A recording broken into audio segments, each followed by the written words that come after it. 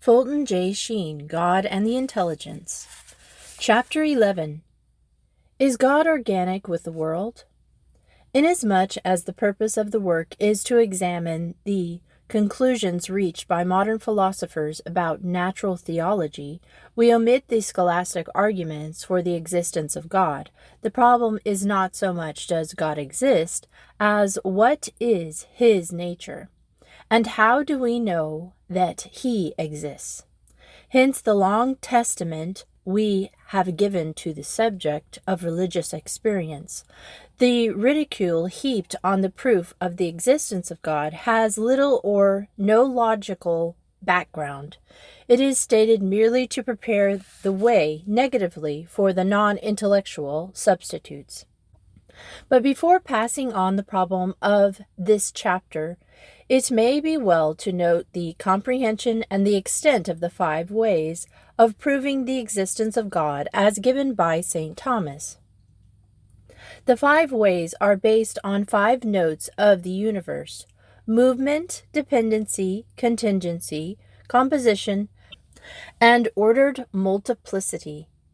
The first 3 notes are dynamic, the last 2 are static. But these 5 notes of the visible universe are the notes of the modern God. 1. He is mobile, inasmuch as he is a process from stage to stage and from perfection to perfection. 2. He is dependent, for he buds off from the divinal, imaginal, or from space-time, or from our consciousness. 3. He is contingent, for without our help he would forever remain unachieved. 4. He is imperfect and composite, being a variable quality, and as the world grows in time, deity changes with it. 5. He is ordered multiplicity, for he faces the blackness of unknown and the blind joys and confusions and cruelties of life. The modern God, like the visible universe, possesses 5 common notes, 3 of the dynamic order and 2 of the static. But if the universe, being mutable and complex, demands a cause because the mutable and complex is the undermined determined, and the undermined determined as ultimate is a contradiction, so too does the modern God demand a cause for exactly the same reason. In other words, the modern God needs a God. Thus, from mutability, we argue back to the first mover, from dependency to an efficient cause, and from contingency to a necessary being, from graded perfections to perfect being, and from ordered complexity to a supreme intelligence. Each of these conclusions corresponds to a nominal definition of God, to whom these 5 predicates belong without interesting themselves in the question how they belong to God. Hence it is that the 5 ways do not find their complete development and perfection until the following question of the Summa, where St. Thomas treats the problem of the identity of essence and the existence in God. God is first cause and necessary, being in virtue of the identity of his essence and existence.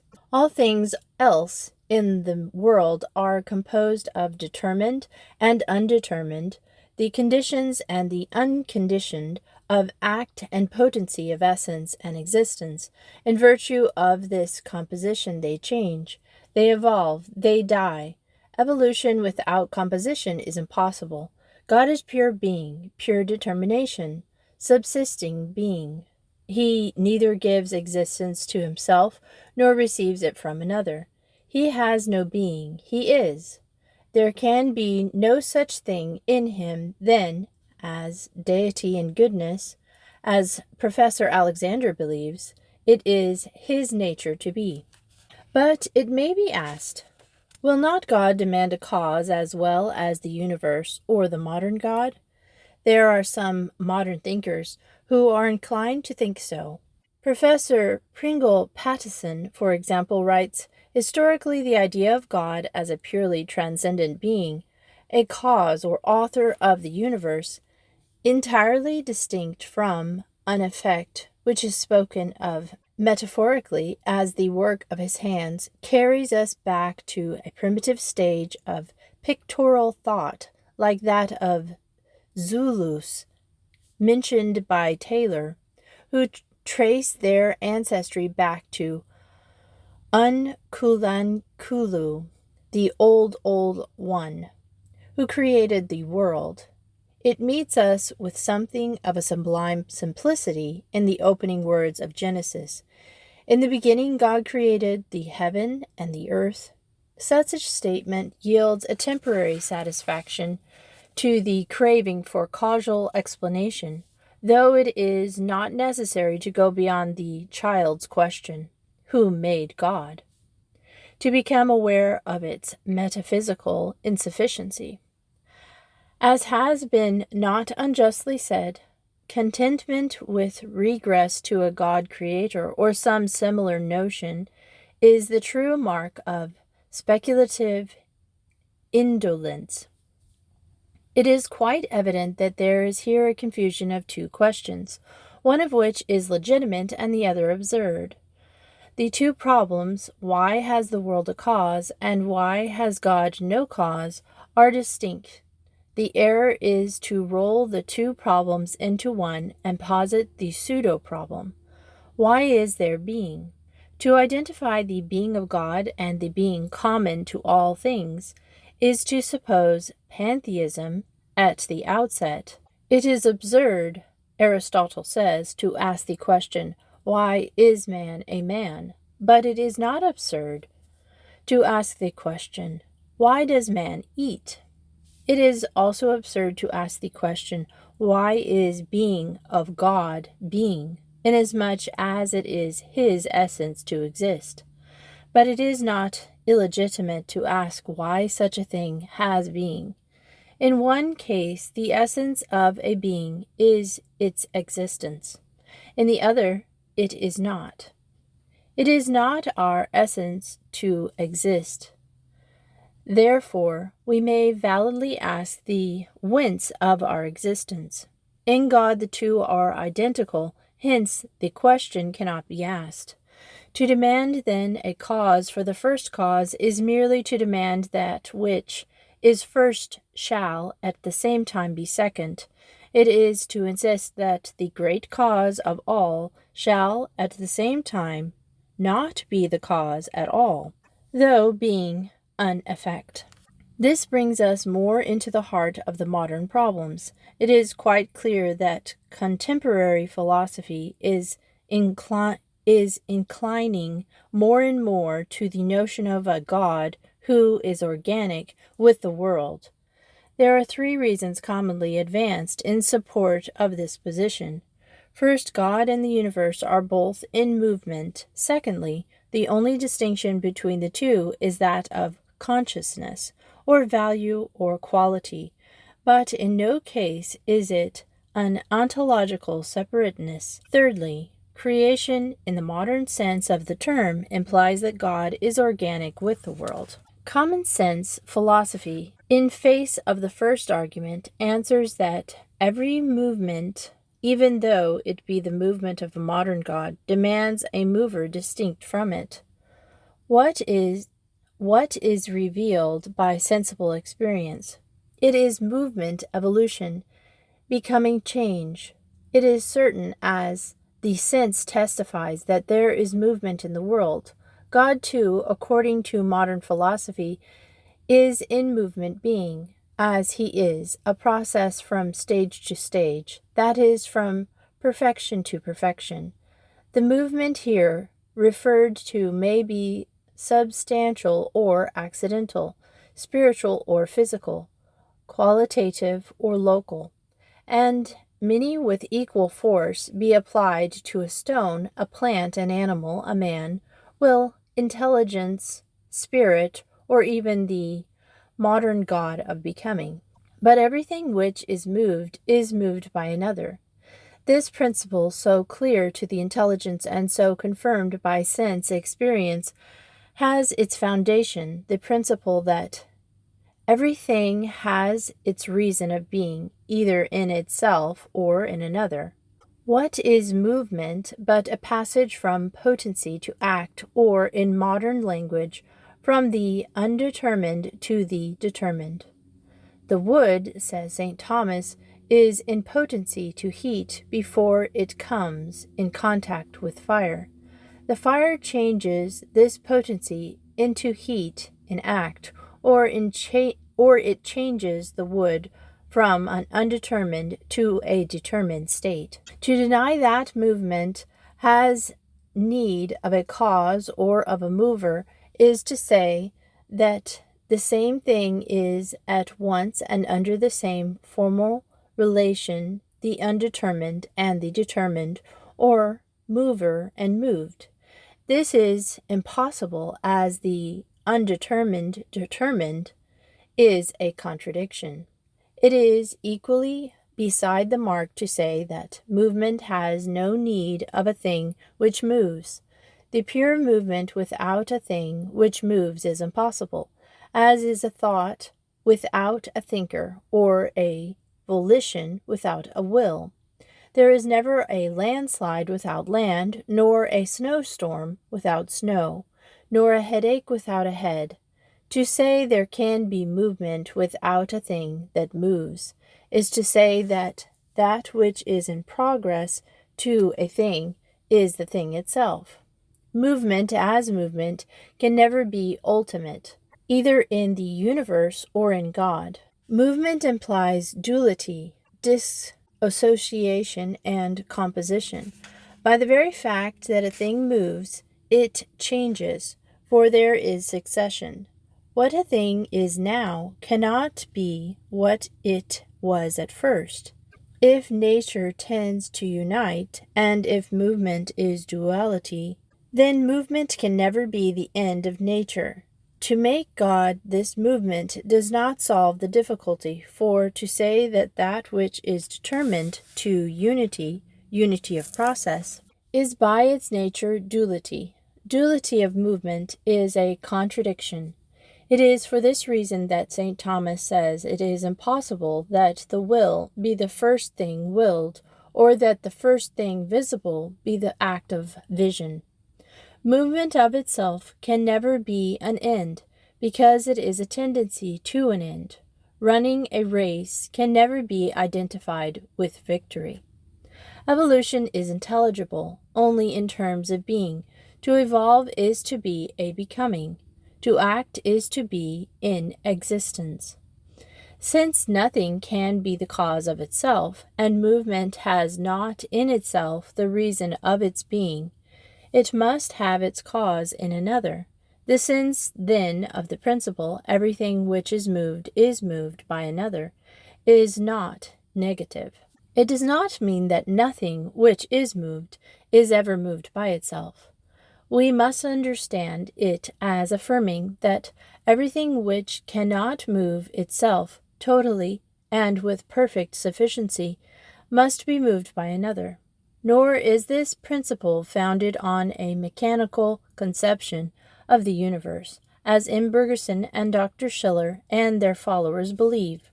On the contrary, the foundation of the whole argument rests upon the vision of a dynamic universe. The more that modern philosophy insists on movement and evolution and becoming, the stronger the argument, because to insist upon movement is to emphasize insufficiency. The basis of the argument is not a spatial image, but rests on the very notion of becoming rendered intelligible in function, not of corporal being, but of being which is the object of the intelligence. There is to be added to the above principle that there is movement in the universe, and everything which is in the universe is moved by another principle, namely, an infinite regress is impossible in the series of motors actually or essentially subordinated. If that which a thing is moved in its turn, and that in its turn by another, there cannot be infinite regress, because then there will never be a first mover, because secondary movers are moved by some first mover, just as the staff is not moved except by the hand. It is therefore necessary to come to some first mover, which is moved by no one, and by this every one understands God. Note that in this proof there is no question of an infinite multitude of movers in the past, for this is not at all impossible, provided that the actual presence of all these cause is not required in order that the last of them may act. An artist, for example, in the making of a work of art, may use an infinity of hammers, each one of which breaks after the other, because the preceding hammer is not necessary in order that the present one shall act. So too, men may generate men, even though the father or grandfather is no longer living, because neither of them is necessary for the present act. There is therefore no contradiction in an infinity of accidental, subordinated moves in the past. This present argument is independent of this consideration. It reposes on the fact that an existing movement cannot have its sufficient reason in a series where there are only movers which themselves are moved. The essential subordination of infinite, uncaused causes is contradictory.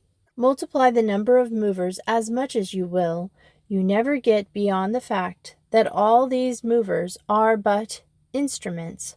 They can always be considered as making one. There is in my series only three terms.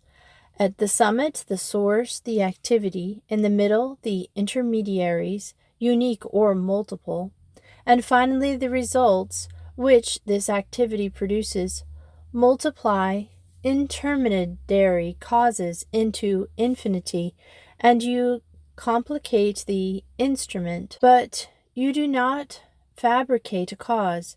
You elongate the canal, but do not make a source. To say that the intermediary is sufficiently multiplied will serve as a cause is like saying that a brush will paint by itself if the hand is long enough. Addition of instruments does not diminish the reason of insufficiency, because the reason of insufficiency is in each of the movers. 10,000 idiots never make one intelligent man. This argument is independent of philosophical considerations of the eternity of the world. Eternity, as much as is only a chronological attribute, and can never be made equal to a reason of being. If the world is eternal, it is eternally insufficient in terms of existence. If the world has always existed, then God has always caused its existence. The argument of St. Thomas does not ask where the world came from. It asks something much more fundamental, namely, who moves it? It is worth noting, too, that in considering the impossibility of an infinite regress among the causes, either accidentally or essentially subordinated, there is no question of going back over each of the individuals in the series until you come to the first mover. The intelligence neither goes back over the whole series, nor does it consider the elements of the series from the point of view of time. It considers them rather from the point of view of dependence. The intelligence seizes the ratio of movement, and from a present movement immediately recognizes that there can be no infinite series in the cause which depend actually one on the other. The proof of the existence of God can be made from this movement. It is not necessary to know the history of the world to prove his existence. There are ultimately only three terms. It has been said, the source, the intermediaries, and the term. It is these intellect considers from the point of view of existence in nature, and not from their phenomenal order. If then everything which is moved by another, and infinite regress in the series of movers is impossible, because in such a case there would never be the present movement, it follows that there must be a first mover who is moved by no one, and this every one calls God. He must therefore be outside the series, and a mover in whom there is no shadow of change. The modern God, because it is an evolving God, demands a mover who is immobile, not immobile with the immobility of inertia, but immobile by pure supreme activity. Being the immobile mover, he is distinct from the world. There is in him no composition or diversity which belongs to the diversity of movement. We will continue this chapter next Sunday.